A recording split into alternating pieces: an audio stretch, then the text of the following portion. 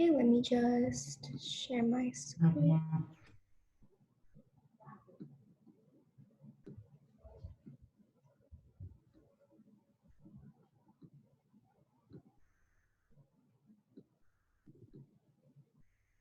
Sorry, it's not letting me share my screen for some reason.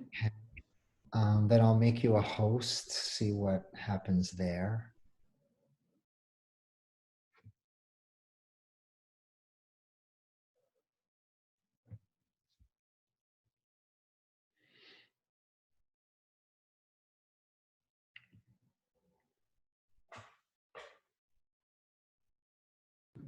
All right, can everyone see this?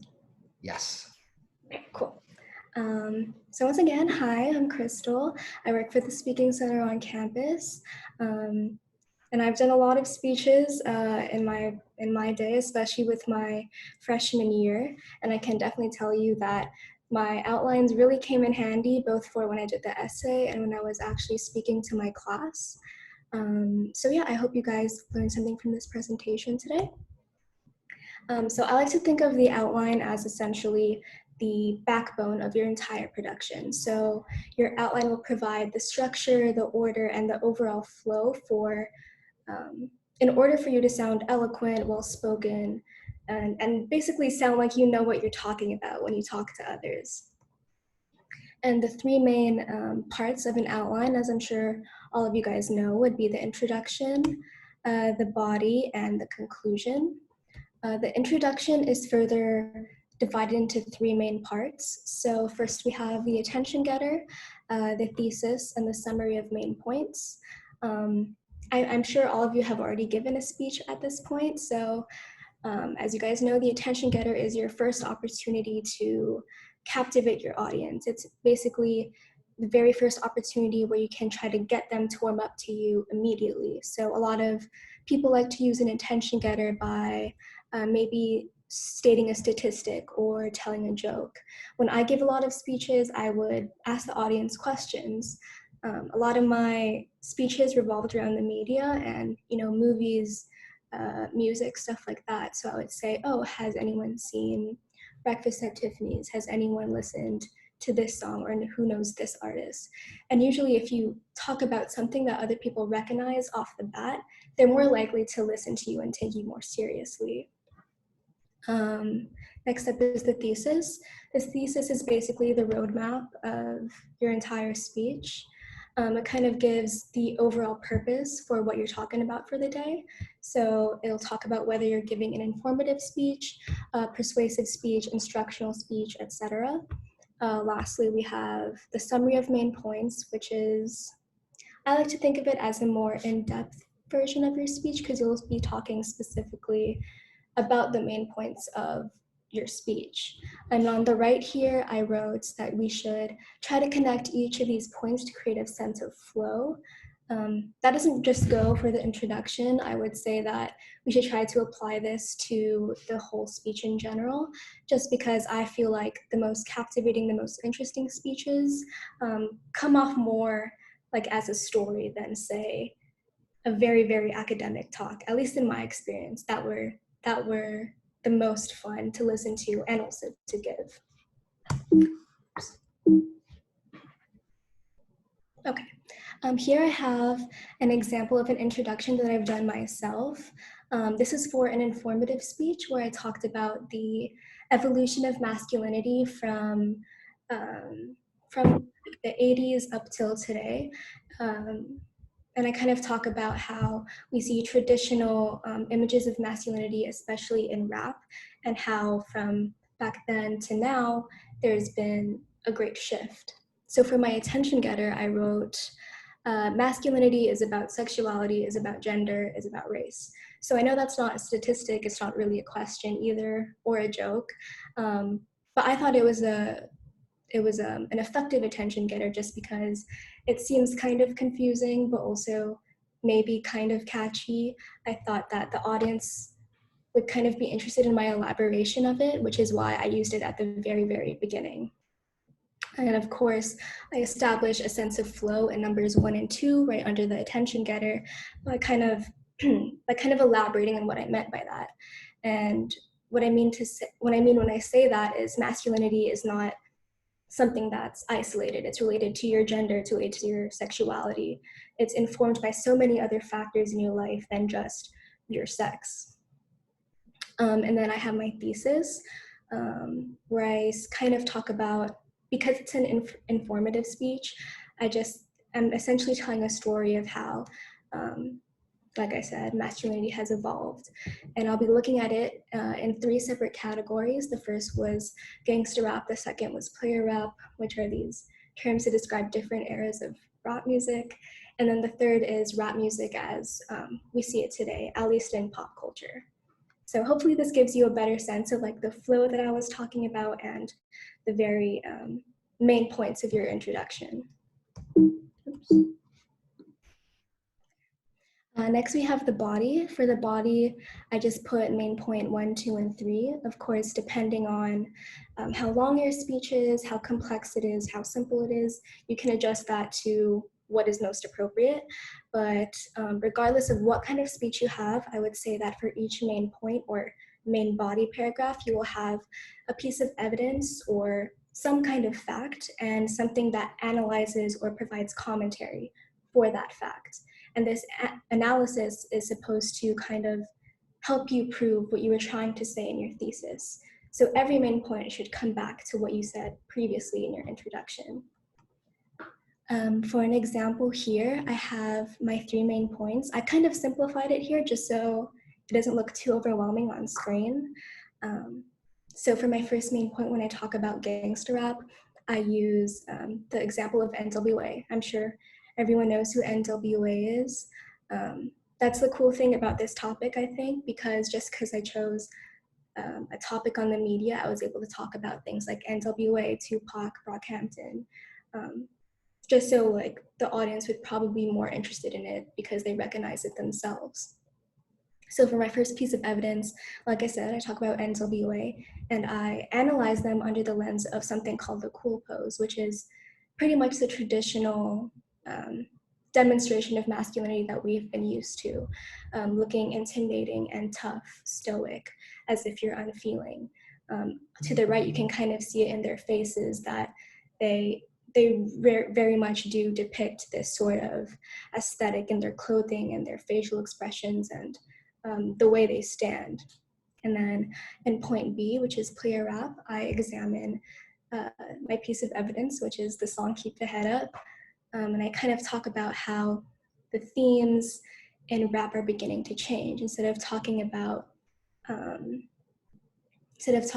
themes of violence, aggression, themes of drugs, which were more prevalent in the gangster rap era, with Tupac, there's a shift with more uplifting themes, more hopeful themes.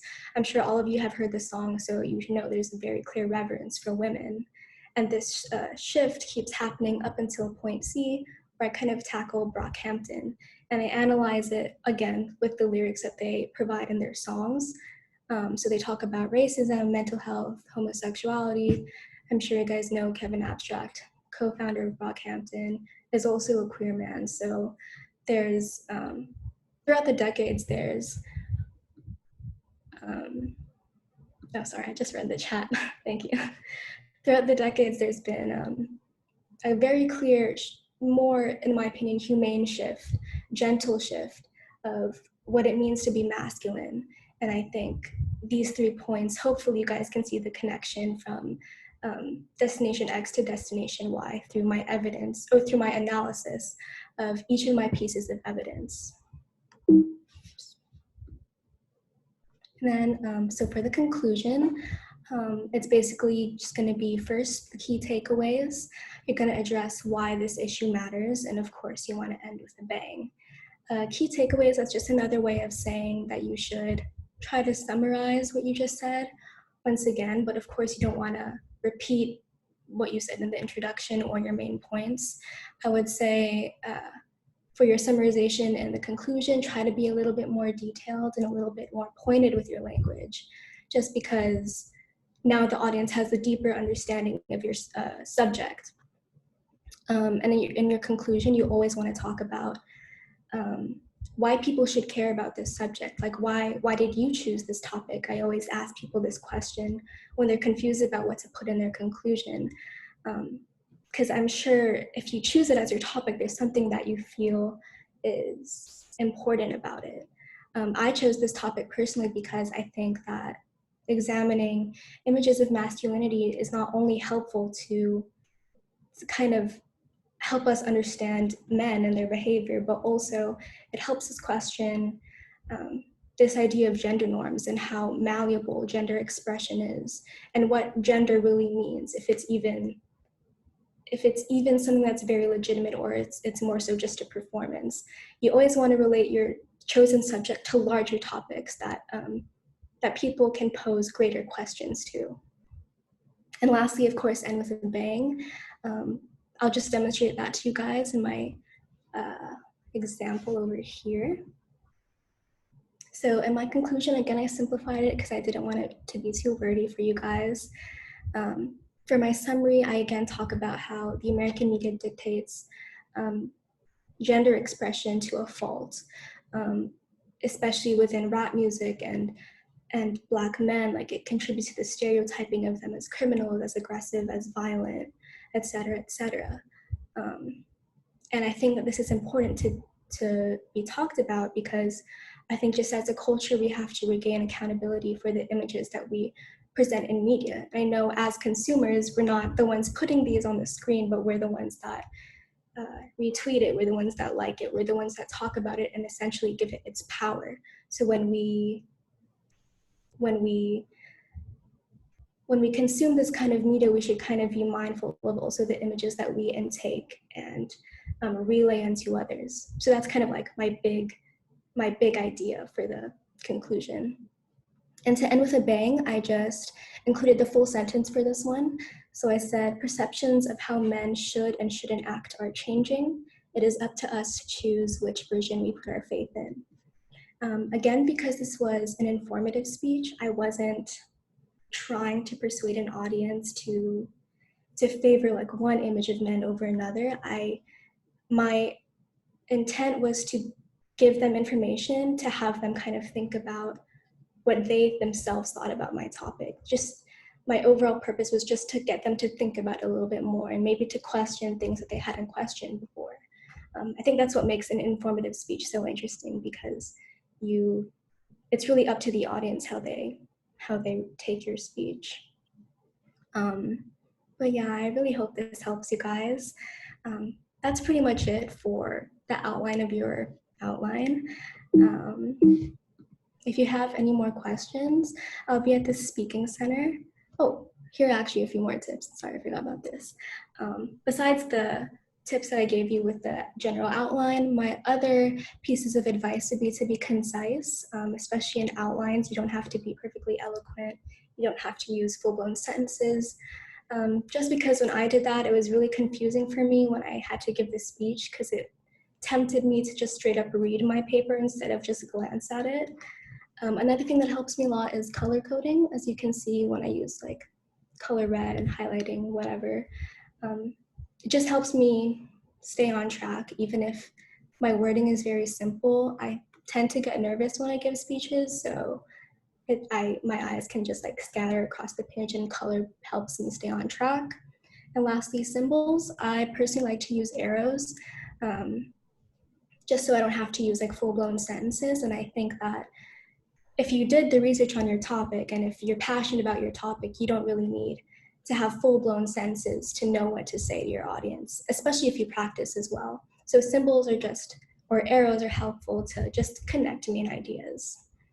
But other than that, that's pretty much it for my piece today. If you guys need any more help on any other topic, even if it's not outlining, it could be like researching, topic selection, delivery, you can always go to the Speaking Center on campus. Well, you can always schedule a Zoom call.